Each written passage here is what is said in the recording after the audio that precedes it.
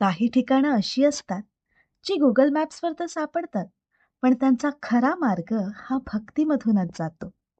टिटवाळ्याजवळ गर्दीपासून दूर एक अशी जागा आहे जिथे आजही अनेक भक्तांना श्री शंकर महाराजांचा जिवंत अनुभव येतो. आज आपण जाणार आहोत त्या अद्भुत स्थानाच्या दर्शनाला.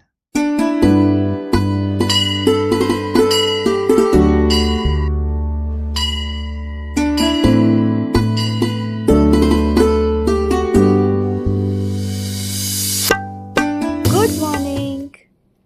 आम्ही आमचा प्रवास सुरू केलाय डोंबिवलीतून. डोंबिवलीवरून कल्याण मुरबाड रोड ने थेट टिटवाळा आणि पुढे श्री शंकर महाराज मंदिर.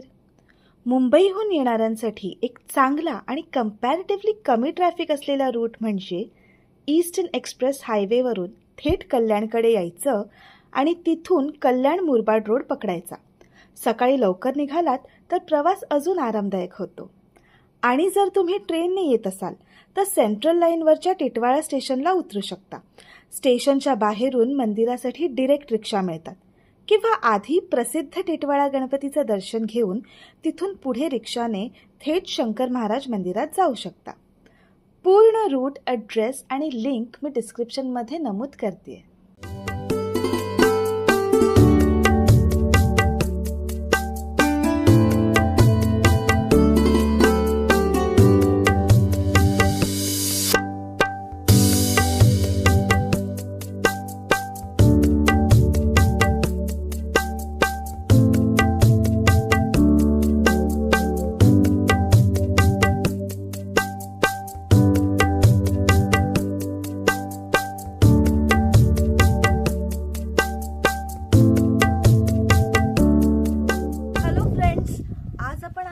टिटवाळ्याजवळील श्री शंकर महाराजांच्या विश्रांती स्थानाजवळ. म्हणजे पुण्यातील त्यांचं समाधीस्थान सगळ्यांनाच ज्ञात आहे, पण हे ठिकाण सगळ्यांना माहीत नाहीये. तर चला आपण बघूया, आज जाऊन दर्शन घेऊया.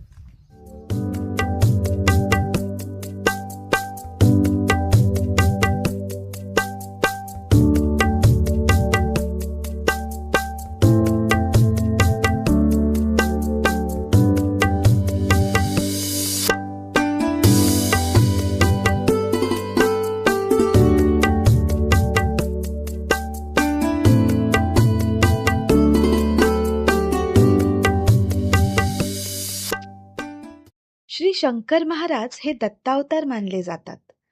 त्यांचं आयुष्य अनेक चमत्कारांनी भरलेलं होतं. ते साध्या रूपात भक्तांमध्ये वावरायचे, पण त्यांची शक्ती मात्र असामान्य होती.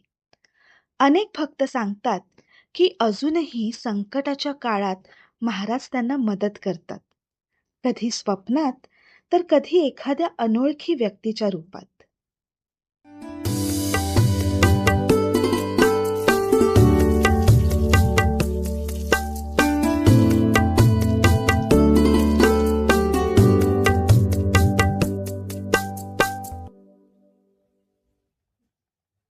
महाराजांच्या मंदिराकडे जाताना मंदिराच्या समोरच सुंदर असं हनुमानाचं मंदिर दिसलं. ही हनुमानाची मूर्ती अतिशय विलोभनीय आहे. या मारुतीरायाचं दर्शन घेतल्यानंतर आमची पावलं आपसूक महाराजांच्या मंदिराकडे वळली.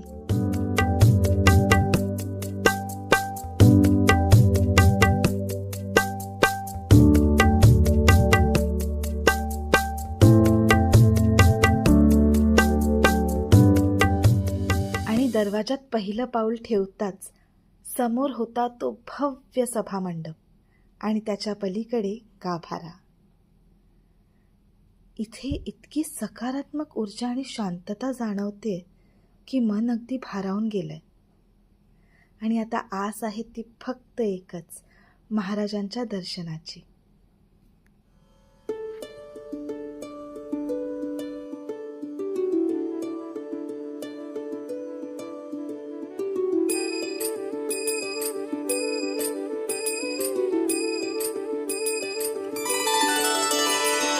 सर्वव्यापी तू प्रचंड महाकाय, आदिशक्ती तू नरमुंड मालाधार. तुझ्या विना जीवनास अर्थ साकार, महाकाय तो सगुण निराकार. तू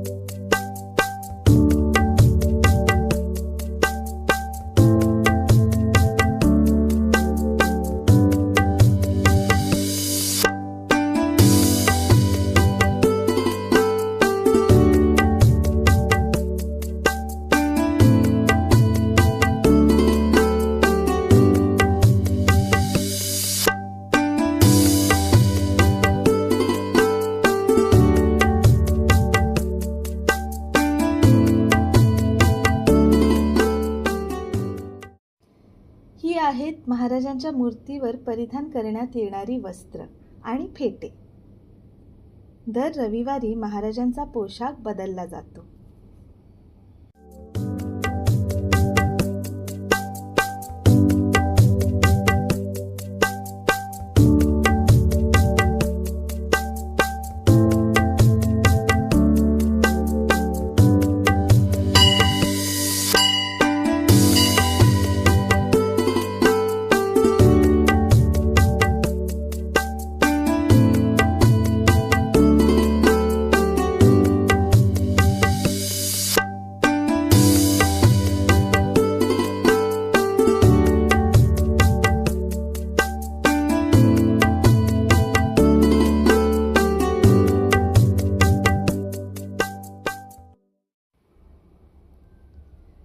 इथे आल्यावर मला एक गोष्ट जाणवली की काही स्पिरिच्युअल जागा ज्या असतात ना, त्या फक्त बघायच्या नसतात, त्या तिथे येऊन अनुभवायच्या असतात.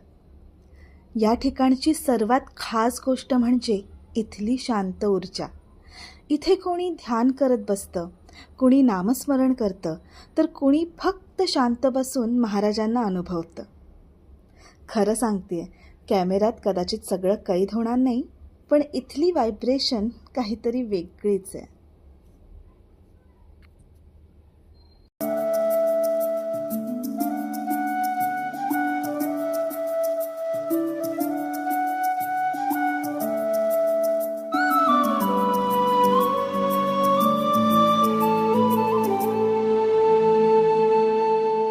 हो दिव्य शक्ती तुझं दान, तुझं चरणी माता, तूच माझा पितान, तूच माझी माता.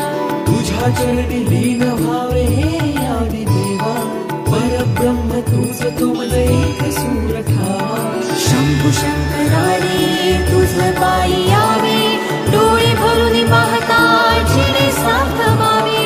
शंभू शंकरारे तुझं पायी यावे, डोळे भरून पाहता जिने साथ व्हावे. ओ जिने साथ व्हावे, ओ जिने साथ व्हावे. ओम नमः शिवाय. ओम नमः शिवाय.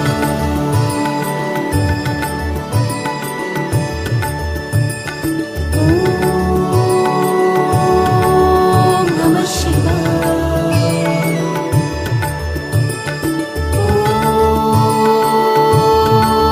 नमः शिवाय.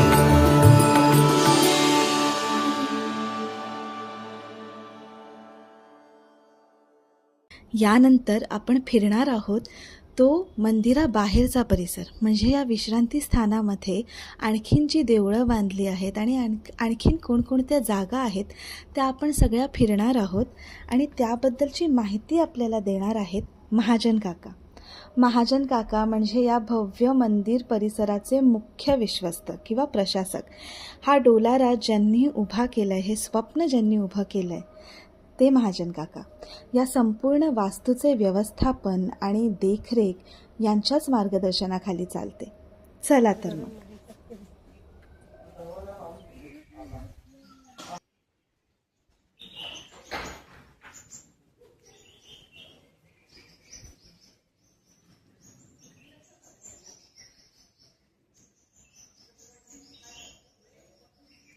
साईंचं स्वतःहून आलेलं आगमन आहे.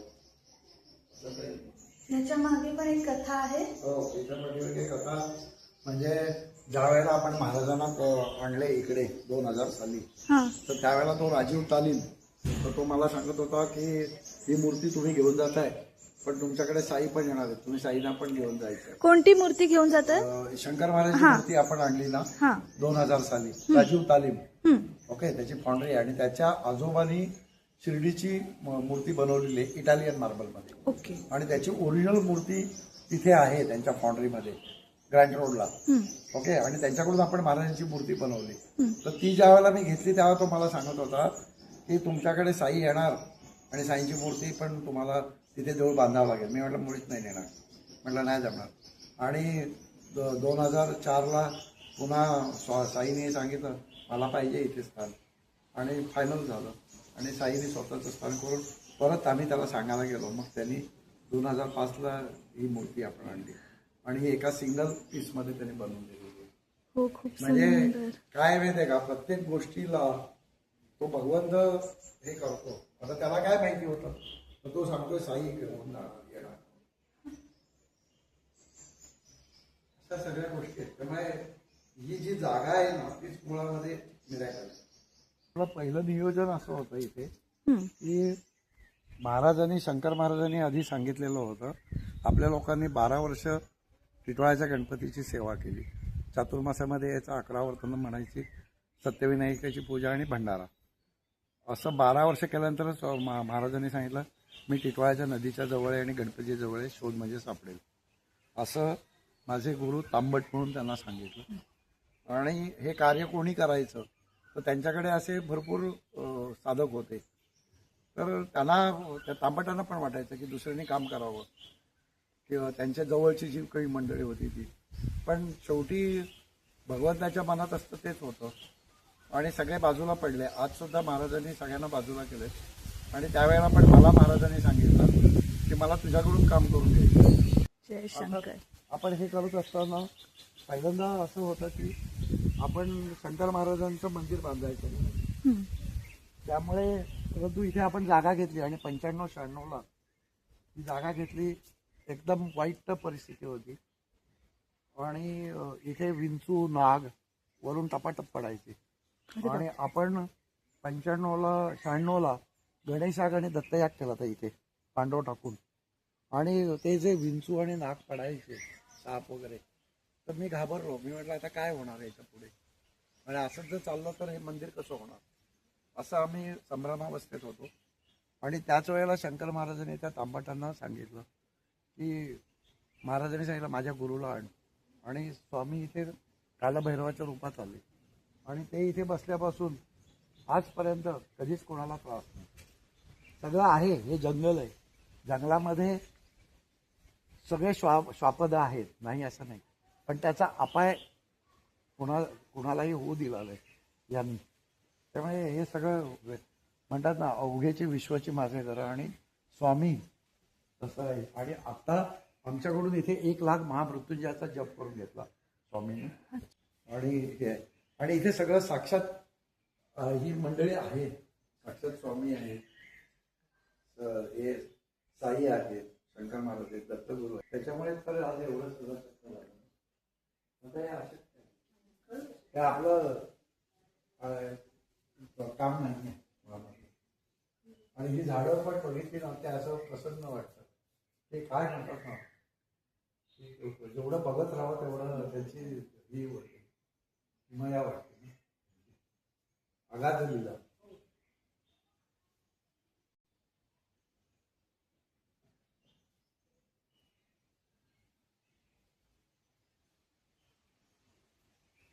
आणि या जागेचं दुसरं एक महत्व म्हणजे आपण हे बघितलं तर मी या जागेला आपण क वर्ग तीर्थक्षेत्र, ग्रामीण तीर्थक्षेत्र हे घोषित झालं. हा, तर ते होण्यामागे पण उद्देश असा असतो की शंकर महाराजांनी म्हटलं माझ्या पुढे कुठलं सरकार, हा त्यांचा फार दादागिरीचा शब्द आहे.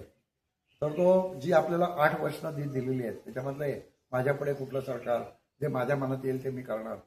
तद्वतच मी या अवस्थेत होतो की हे कार्य कसं होणार, पैसा कुणाकडे आहे, कलियुगामध्ये पैसा कुणाकडे नाही आणि काम तर मोठं आहे, मग कसं होणार? तर मी जिल्हा परिषदला होतो आणि महाराजांनी मला बुद्धी दिली, तर त्या बुद्धीप्रमाणे मी करायला गेलो आणि करता करता करता ज्यावेळेला मी प्रपोजल करायला गेलो त्यावेळेला मला सांगितलं गेलं की ह्याची हिस्ट्री काय. तर ह्याची हिस्ट्री मला महाराजांच्या कृपेने मिळाली. 1000 वर्षापूर्वीच्या टिटवाळ्याचं मला लिटरेचर मिळालं. तर त्याच्यामध्ये काळू नदीच्या जवळ कण्व ऋषींचा आश्रम होता आणि कण्व ऋषींच्या आश्रमामध्ये शकुंतला आणि दुष्यंत, ज्या वेळेला शकुंतलेचं लग्न डिस्टर्ब झालं त्यावेळेला ऋषीमुनींनी हा दिलेला होता, कण्व ऋषींनी तिला हा गणपती दिलेला होता टिटवाळ्याचा आणि इथे तिने साधना केलेली आहे काळू नदीच्या तीरावरती. हे काळू नदी आपल्या बाजूला आहे, ती उत्तराभिमुख आहे गाणगापूरच्या सारखी, म्हणजे हे त्याचं महात्म्य आहे. आणि तिथे हा जो आश्रम आहे तर इथे होता आणि नंतर तिचं लग्न जमलं झालं आणि नंतर तिने ती गणपतीची मूर्ती त्या ह्याच्यामध्ये तळ्यामध्ये सोडली आणि ती तळ्यामध्ये सोडल्यानंतर परत काही वर्षांनी पेशव्यांच्या स्वप्नामध्ये येऊन सांगितलं की ती मूर्ती काढ आणि मग पेशव्यांनी ती मूर्ती पुन्हा त्या तळ्यातून काढली आणि ती स्थापित केली, म्हणून तो आज टिटवाळ्याचा गणपती आहे. आणि ह्या जागेचं महात्म्य असं आहे की इथे साक्षात रामाचं वास्तव आहे, तिथून राम काळारामला गेलेला आहे.